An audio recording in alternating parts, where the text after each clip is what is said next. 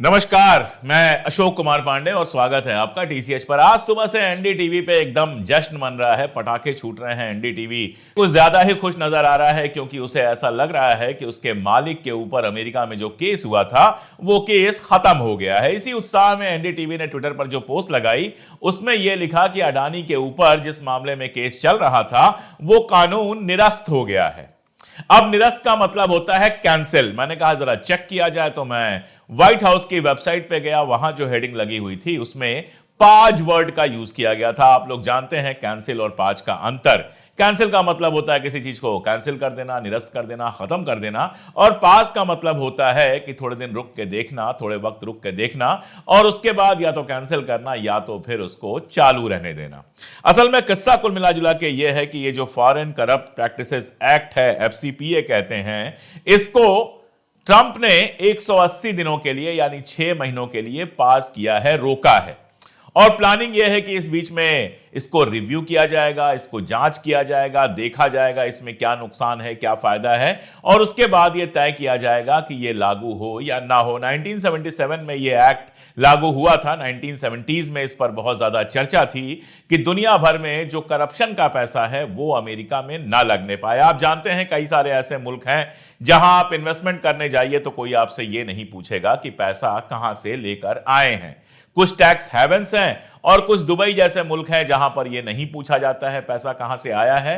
तो दुनिया भर का करप्ट पैसा वहां पर पहुंचता है, इन्वेस्टमेंट होता है। अमेरिका में इसको रोकने के लिए यह एक्ट बना था जिस पर ट्रंप ने फिलहाल पाज लगा दिया है। अब एनडीटीवी इसको ऐसे पेश कर रहा है जैसे अडानी बच गए। खेल क्या है उसको थोड़ा समझने की कोशिश करेंगे। साथ में एक चीज और समझनी बहुत जरूरी है कि अडानी के खिलाफ जो कार्रवाई हुई है वो सिर्फ इस एक्ट में नहीं हुई है। ये जो एक्ट था वो अमेरिकन के लिए बेसिकली है। ये अडानी के ऊपर जो कार्रवाई हुई है वो भारत में घूस देने के लिए हुई है। यहां घूस देकर वहां के इन्वेस्टर्स से पैसे उगाहने के चक्कर में हुई है। मतलब यहां पर घूस दिया और उसके बाद दिखाया कि इंडिया में बहुत बड़ा मार्केट है और वहां के इन्वेस्टर्स से पैसा लिया। ये एफसीपीए में नहीं आता है। अडानी और उनके एग्जीक्यूटिव अमेरिकी नागरिक नहीं है। तो इस एक्ट के लूजन होने का, हल्के होने का, ढीले होने का या पाज होने का कोई फायदा अडानी को मिलेगा कि नहीं मिलेगा, ये एक आध दिन में समझ में आएगा जब और डिटेल्स आएंगी। पहली बात तो यह है कि यह बात हम लगातार कह रहे हैं कि अडानी को बचाने के लिए देश को कितनी कीमत चुकानी पड़ेगी ये कोई नहीं जानता। अच्छी तरह से आप जानते हैं ब्रिक्स में हमारे मोदी जी बहुत एक्टिव थे। ट्रंप ने आते ही कहा कि अगर ब्रिक्स के नेशंस अल्टरनेटिव करेंसी की बात करेंगे, डॉलर में अपना व्यापार नहीं करेंगे तो हम 100% टैरिफ लगा देंगे। बाकी तो अभी आगे पीछे सोच रहे हैं, लेकिन हमारे मोदी जी ने तुरंत बयान जारी कर दिया कि हम डॉलर में ही व्यापार करते रहेंगे, हम अल्टरनेटिव करेंसी की तरफ नहीं जाएंगे। पहले तो यहां झुके, उसके बाद हार्ले डेविडसन और ऐसी बहुत सारी गाड़ियों पर जो हम हाई टैक्स लगाते थे वो टैक्स कम कर दिया गया। उसके बाद जो मामला था सारा का सारा हमारे लोगों को वहां से भेजने का, हथकड़ियों बेड़ियों में आर्मी के, एयरफोर्स के जहाज में उसको भेजा गया। लोगों को हथकड़ियां बेड़ियां लगी हुई थी। 30-40 घंटे लोग उसी पोजीशन में रहे। महिलाओं तक को हथकड़ियां बेड़ियां लगी हुई थी। जयशंकर साहब ने कहा था महिलाओं को नहीं लगी है। बाद में खबर मिली कि महिलाओं को भी हथकड़ी बेड़ी लगाकर लाया गया था। वॉशरूम तक जाने के लिए उनकी हथकड़ियां बेड़ियां नहीं खिलाई गई थी। यहां तक खबर आई थी कि उनको बीफ सर्व किया गया था, उनको खाने के लिए बीफ दिया गया था, यह भी खबर आई थी। लेकिन सब कुछ हमारे मोदी जी ने शांति से बर्दाश्त कर लिया। जयशंकर जी ने बयान दिया कि यह अमेरिका के कानून में है, इसमें हम कुछ कर नहीं सकते। यह नहीं बताया कि इसके पहले अमेरिका ने जब भी डिपोर्ट किया तो कभी भी हथकड़ी बेड़ी में डिपोर्ट नहीं किया। इसके अलावा खबर यह है कि ऐसी जहाजें मोदी जी खरीदने जा रहे हैं, सिग्नेचर करने जा रहे हैं, जो अमेरिका तो क्या दुनिया में किसी के काम के अब नहीं बचे हैं। अब जाहिर है जहाजें खरीदी जाएंगी तो पैसा कहां से खर्च होगा? हमारे आपके पॉकेट से खर्च होगा। जो हमारा रक्षा बजट है उसमें से पैसा खर्च होगा। आके वो जहाजें पड़ी रहेंगी, कोई खास काम नहीं आएंगी। अगर कभी जंग हुई तो, और जंग नहीं होगी तो प्रैक्टिस के काम आएंगी, इससे ज्यादा किसी काम आने वाली नहीं है। लेकिन पैसा जाएगा कहां? पैसा जाएगा अमेरिका की तिजोरी में। इसी टैरिफ वाले सवाल पे आप देखिए चाइना ने किस तरह से जवाब दिया, रिवर्स टैरिफ लगा दिया। कोलंबिया ने किस तरह से जवाब दिया, बाकी कनाडा ने किस तरह से जवाब दिया, कनाडा ने रिवर्स टैरिफ लगा दिया। और भी कई कंट्रीज हैं जो कह रही हैं ठीक है तुम टैरिफ लगाओ, हम तुम्हारा सामान खरीदना ही बंद कर देंगे। लेकिन हिंदुस्तान लगातार इनके चरणों में झुका चला जा रहा है। लगातार आप देखिए कि अमेरिका जरा सा कुछ कहता है और मोदी जी हां में हां मिलाना शुरू कर देते हैं। मैं बताऊं रशिया के बारे में पहले भी बता चुका हूं। रशिया के ऊपर जब पिछली बार रशियन ऑयल पर सैंक्शन लगाया था अमेरिका ने बाइडेन के समय में, तो हिंदुस्तान ने उसको नहीं माना था। नतीजा क्या हुआ था? नतीजा यह हुआ था कि रशिया से हमको बड़ी मात्रा में सस्ता तेल लगातार मिलता रहा और हालत यह हुई कि उसी सस्ते तेल को यूरोप के मार्केट में बेच के हिंदुस्तान ने जम के प्रॉफिट कमाया। यूरोप के मुल्कों में सबसे बड़ा तेल सप्लायर बन गया वो हिंदुस्तान, जहां तेल होता ही नहीं है। यह सब हुआ रूस के सस्ते तेल से। लेकिन इस बार जब ट्रंप ने बैन लगाया तो ट्रंप के सैंक्शन लगाते ही इंडिया ने उस सैंक्शन को तस्लीम किया और उसके साथ खड़ा हो गया। यानी जो इंडिया पिछले सैंक्शन को आराम से किनारे करके प्रॉफिट कमाता है, अपना प्रॉफिट देखता है और बिल्कुल सही काम किया, वही इंडिया इस बार ट्रंप के आने के बाद तुरंत झुक जाता है और उस सैंक्शन को एक्सेप्ट कर लेता है। क्यों? क्योंकि अडानी के सिर पर तलवार लटक रही थी। अब मोदी जी विदेश निकल चुके हैं, पहुंचेंगे वहां, अमेरिका से बात करेंगे, ट्रंप से कोशिश करेंगे कि सुंदर सुंदर फोटो आ जाए ताकि उनके चेले चपाटी भक्त, आईटी सेल के ट्रॉल और गोदी मीडिया के लोग सारी दुनिया को वो फोटो दिखा दिखा के पोस्ट कर करके कहें कि हमारा डंका बज रहा है। कोई ये नहीं पूछेगा कि इस डंके की कितनी कीमत इस देश को चुकानी पड़ी। कोई ये नहीं पूछेगा कि अगर डंका बज रहा है तो फिर लगातार घुड़कियां क्यों दे रहा है ट्रंप, लगातार धमकियां क्यों दे रहा है ट्रंप, और आप लगातार झुकते क्यों चले जा रहे हो। इसलिए भी नहीं पूछेगा कि गोदी मीडिया, अब एनडीटीवी की ही बात कर लीजिए, वो तो अडानी की संपत्ति है, तो वो तो अपने मालिक के बरी होने पर खुश होगा ही। लेकिन क्या मालिक वाकई बरी हो गए हैं? क्या अडानी के सर से वाकई तलवार हट गई है? ये जो पूरा ऑर्डर है, ये जो पूरा न्यूज है, ये जो विज्ञप्ति है व्हाइट हाउस की, ये व्हाइट हाउस की वेबसाइट पे लगी हुई है, कोई भी इसको पढ़ सकता है। इसके पॉइंटर्स देखिए तो बहुत साफ साफ लिखा हुआ है कि ड्यूरिंग द रिव्यू पीरियड, यानी कि 180 दिनों का जो ये रिव्यू पीरियड है जिसमें एफसीपीए को ये रिव्यू करने वाले हैं, उसमें क्या क्या होगा बहुत साफ लिखा हुआ है। पहला पॉइंट तो ये लिखा हुआ है कि नया कोई केस इसमें नहीं लगेगा, नया जो इन्वेस्टिगेशन है वो नहीं शुरू होगा। लेकिन दूसरा देखिए, review in detail all existing FCPA investigations or enforcement actions and take appropriate action with respect to such matters to restore proper bounds on FCPA enforcement and preserve presidential foreign policy prerogatives। यानी कि जो case पहले से चल रहे हैं वो case तुरंत रोके नहीं जाएंगे। उन केसेज में जांच चलती रहेगी और वो जांच और उस पर एक्शंस जो होंगे वो कुछ इस हिसाब के होंगे कि ट्रंप की जो विदेश नीति है उसमें कहीं से कोई डिस्टर्बेंस ना आए। थोड़ा एम्बिग्युअस सा है, बहुत क्लियर नहीं है कि जिन मामलों में जांच चल रही है उनमें क्या होगा, लेकिन इतना जरूर क्लियर है कि जिन मामलों में जांच चल रही है वो मामले बंद नहीं होंगे। अब अडानी साहब की जांच का मामला नहीं है, जांच तो पूरी हो चुकी है, एफसीपीए में जांच पूरी हो चुकी है, जांच होने के बाद रिपोर्ट आ चुकी है, रिपोर्ट के बाद अरेस्ट वारंट जारी हुआ है और अब केस चलना है और सारे केसेस को एक गुच्छे में डाल दिया गया है। मतलब सारे केसेस एक साथ चलने हैं। तो बहुत क्लियर है यहां पर कि अडानी के ऊपर केस बंद हो गया है, ऐसा इस ऑर्डर में कहीं नहीं लिखा हुआ है। अब खेल क्या है?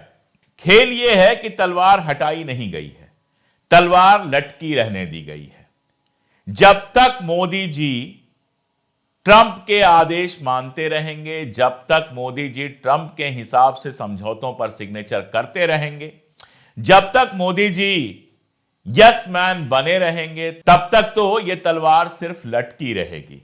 लेकिन अगर मोदी जी किसी मुद्दे पर अड़ गए कि यह तो हमारे देश के हितों के खिलाफ है, इस पर हम सिग्नेचर नहीं करेंगे, तो वो तलवार गिर भी सकती है। वो तलवार आराम से अडानी के गर्दन पर गिर सकती है और ट्रंप ये कह सकता है कि अडानी को हमें सौंपो, हमने उसके खिलाफ अरेस्ट वारंट निकाला हुआ है।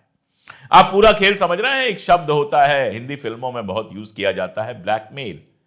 अडानी के पूरे मामले को ऐसा लगता है कि ट्रंप ने ब्लैकमेल के लिए यूज करने का पूरा फैसला कर लिया है। ट्रंप क्या सारी दुनिया जानती है कि अडानी के बिना मोदी जी 2 कदम नहीं चल सकते? पूरी दुनिया जानती है कि अडानी को किस तरह से भारत के अंदर सबसे बड़ा बिजनेसमैन बनाया गया, सारा कुछ एक के बाद एक करके सौंपा गया है। सारी दुनिया जानती है कि भारतीय जनता पार्टी और अडानी के बीच में क्या रिश्ता है। ऐसा रिश्ता है कि अडानी की चोरी पकड़ी जाती है लेकिन दर्द भारतीय जनता पार्टी के नेताओं को होने लगता है। ऐसे में अडानी के ऊपर केस है, अरेस्ट वारंट जारी है और यह शिगुफा एक बीच में आ गया जिससे एक बार को लोगों को लगे कि चलो अडानी के ऊपर केस खत्म हो गया। एक बात और समझ लीजिए कि सिर्फ अडानी के लिए यह नियम नहीं बदला है। सारा मामला यह है कि अमेरिका ने इसको करप्शन रोकने का एक जरिया बना रखा था कि दुनिया में करप्ट पैसा जो है, भ्रष्टाचार का जो पैसा है, वो अमेरिका में ना आए, ताकि अमेरिका में करप्ट प्रैक्टिसेस ना हो। खासतौर पे विदेशी धरती में जो करप्शंस होते हैं वो पैसा अमेरिका के अंदर ना आए, इसके लिए यह नियम बनाया गया था। अब ट्रंप और नए प्रशासन को लग रहा है कि यह पैसा आने में रोक लगा रहा है। अगर ऐसा नहीं होता तो दुनिया भर की करप्ट प्रैक्टिसेस से जो पैसा आता है, भ्रष्टाचार का जो पैसा आता है, वो सिर्फ दुबई में नहीं लगता, वो हमारे यहां भी लगता। वो सिर्फ टैक्स हेवन्स में नहीं लगता, डायरेक्टली हमारे यहां लगता। तो पैसा आएगा तो विकास होगा। ट्रंप तो पूरी तरह से बिजनेसमैन के लिए ही आए हैं, उनके चारों तरफ सिर्फ बिजनेसमैन हैं और उनकी झोली में कैसे ज्यादा पैसा पहुंचे, अकेली चिंता ट्रंप की यही है। तो ये नियम इसलिए रिव्यू किया जा रहा है कि इसको ऐसा, इसमें से दांत और नाखून ऐसे निकाल दिए जाएं कि दुनिया भर के भ्रष्टाचारियों का पैसा अमेरिका में इन्वेस्ट हो। ये मोटा मोटी है। अडानी तो चलो इसमें फंसे हुए हैं, लेकिन अडानी के चलते ये नहीं बदला गया। अब सारा खेल यह है कि आगे जांच नहीं होगी, यह तो कह दिया गया जैसा मैंने बताया, लेकिन जो पहले से जांच चल रही हैं उन पर क्या कार्रवाई होगी, वो जांचें किस तरह से चलेंगी, इसको हवा में लटका हुआ छोड़ दिया गया। यहां वो पॉइंट है जिससे आराम से मोदी जी को और भारत को, बेसिकली ये हमारे लिए शर्मनाक बात है कि एक सेठ के चलते, एक कैपिटलिस्ट के चलते पूरे देश को ब्लैकमेलिंग का शिकार होना पड़ सकता है। और पूरा खेल यही नजर आ रहा है कि बाहें मरोड़ने का काम किया जाएगा, ब्लैकमेलिंग का काम किया जाएगा और भारत की जनता का पैसा अमेरिकन की तिजोरी में कैसे पहुंचे, इसका पुख्ता इंतजाम कर दिया जाएगा। जो रशिया के ऊपर सैंक्शन लगाए हैं और इंडिया ने वो सैंक्शन मान लिए हैं, मैंने आपको पहले भी बताया था जब डिटेल में बात की थी कि उसका नतीजा यह हो सकता है कि आने वाले वक्त में तेल की कीमत बहुत बढ़ जाए। अभी हालत यह है कि डॉलर की तुलना में हमारा रुपया ऐसे गिर रहा है कि पूछिए मत, जैसे कुएं में आपने सिक्का डाल दिया है और वो गिरता चला जा रहा है। उस पर कब स्टॉप लगेगा, वो कब रुकेगा, कोई नहीं जानता। आप सोचिए कि जिस जमाने में 60 रुपए हुआ था, उस जमाने में मोदी जी चिल्ला चिल्ला के कहते थे कि जब किसी देश का रुपया गिरता है तो प्रधानमंत्री की इज्जत गिरती है, प्रधानमंत्री का इकबाल गिर जाता है। आज रुपया 87 क्रॉस कर चुका है और ऐसा लगता है कि यही हालात रहे तो अगले कुछ महीनों में 100 रुपए तक पहुंच जाएगा। जबकि चाइना का जो युआन है वो डॉलर की तुलना में मजबूत हुआ है। तो यानी चाइना की इकोनॉमी अमेरिका से बेहतर हो रही है। चाइना की करेंसी जो है वो अमेरिकन करेंसी की तुलना में बेहतर हो रही है। हमारी करेंसी की तुलना में तो बेहतर हो ही गई, लेकिन हमारी करेंसी जो है वो दुनिया की दूसरी करेंसीज के टर्म में लगातार अगर नीचे गिर रही है, इसका मतलब है कि हमारी इकोनॉमी लगातार नीचे गिर रही है। लेकिन इन सब पर अब कोई चर्चा नहीं होती। गोदी मीडिया कभी बात नहीं करेगा कि रुपया कैसे सारे रिकॉर्ड तोड़ रहा है, रोज नए रिकॉर्ड तोड़ता है। रोज खबर आती है कि आज एक और रिकॉर्ड टूट गया। इतने रिकॉर्ड तो सचिन तेंदुलकर ने भी अपने क्रिकेटिंग कैरियर में नहीं तोड़े थे जितने रुपए ने गिरने की कंडीशन में तोड़ना शुरू कर दिया है। एक के बाद एक 80 हुआ तो लगा चलो मैक्सिमम हो गया, अब कितना ऊपर जाएगा। 83 पहुंच गया, 85 पहुंच गया, 86 पहुंच गया, 87 पहुंच गया और हो सकता है कि जब यह वीडियो आप देख रहे हो तो 88 भी पहुंच चुका हो। यह कंडीशन डॉलर के मुकाबले में रुपए की है। तो हमारी इकोनॉमी लगातार वैसे ही नीचे की तरफ जा रही है।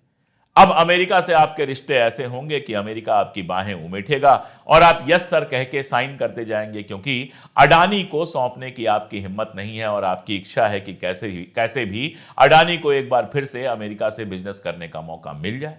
तो अडानी जी की थैली भरती रहे और हमारी थैली खाली होती रहे, बस इस सरकार की यही नीति दिखाई दे रही है। कल एक सांसद महोदय जो है पर्चा लहरा रहे थे संसद के अंदर जिसमें 000 लिखा हुआ था और तंज कर रहे थे कि दिल्ली में कैसे कांग्रेस को एक बार फिर से 0 सीटें मिली हैं।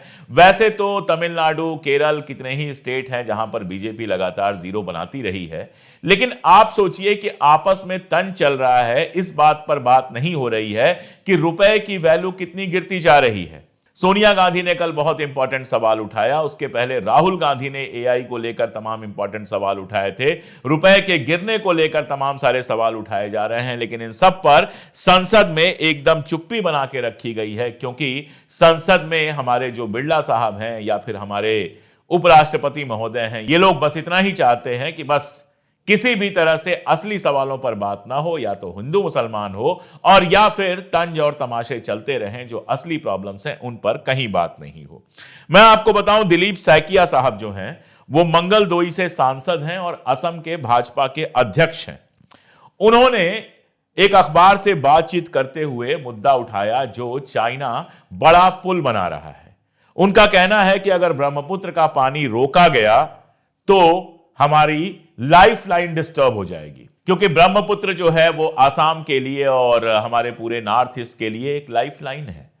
अगर जहां से ब्रह्मपुत्र में पानी आता है वहां ही पानी रोक दिया गया, इसका मतलब ब्रह्मपुत्र धीरे धीरे सूखना शुरू हो जाएगी। चाइना वो पुल बना रहा है और तमाम ऑब्जेक्शंस के बावजूद उस पुल को बनाने की दिशा में आगे बढ़ रहा है।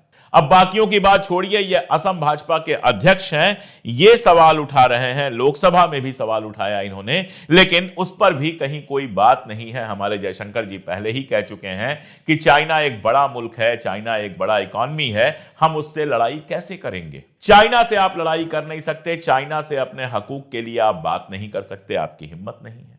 अमेरिका से अपने हकूक के लिए आप बात नहीं कर सकते, क्योंकि अडानी का मामला फंसा हुआ है।